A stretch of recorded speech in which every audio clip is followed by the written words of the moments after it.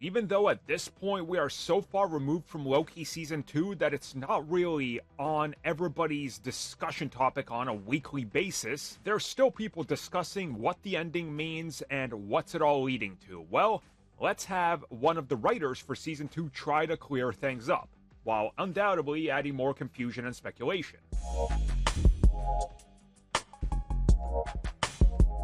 So this comes at us once again from Loki Season 2 head writer Eric Martin, who was talking about exactly what is going on here and what he could compare Loki's current position to that people might be able to make connections to and understand what's going on.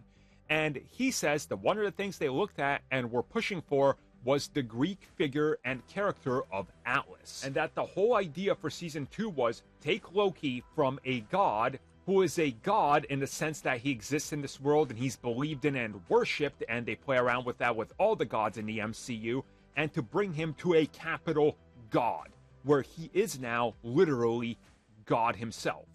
He then reveals that the final image of Loki on that throne and that final scene and what it sets up is meant to be ambiguous and left up to interpretation.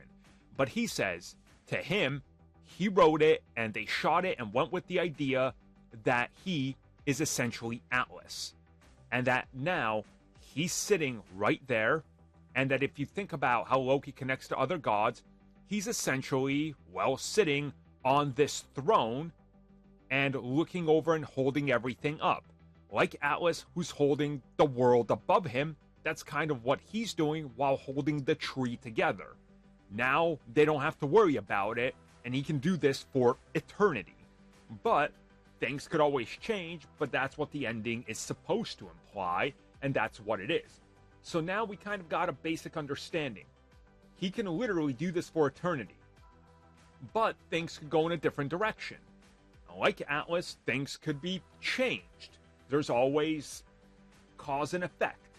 There's always other things that could play out, and as they sort of teased, just because he's God, it doesn't mean that he's the only thing out there that controls everything and all the power.